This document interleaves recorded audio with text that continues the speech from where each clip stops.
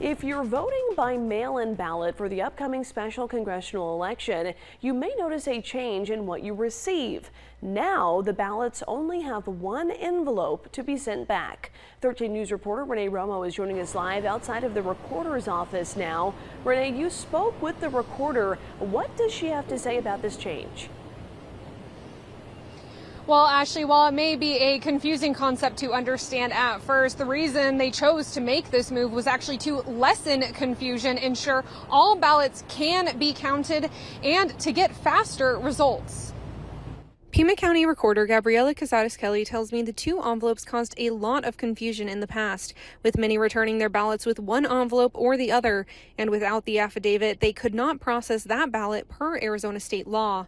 With a single envelope, that can now be avoided. On top of that, Casares-Kelly says the two envelopes slowed the counting process substantially, and they understand how quickly the public would like to learn the results of an election. When we have two separate ballots, it requires a bipartisan team of two people to simply remove the outer envelope. Many Pima County residents have expressed concern over their information now being on the outside of the envelope, including Teresa Bankert, who usually chooses to vote via mail-in ballot. But given her issues just recently with fraud attempts, she's now unsure about it, with her information now being on the outside of the envelope.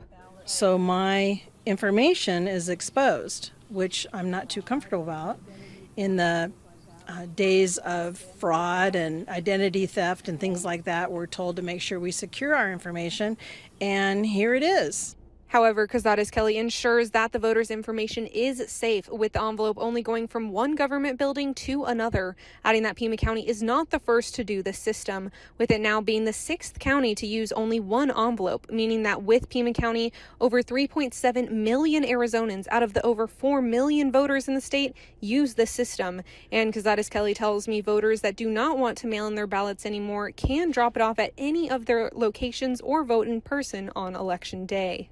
If people are not comfortable with that option, which is completely fine, we have made it as easy as possible for people to return that envelope, return your ballot affidavit. Bankert plans to physically turn in her ballot this year, but it's not something she wants to get used to. It's just very uncomfortable. And like I said, the fraud is just rampant, and we need to help each other out.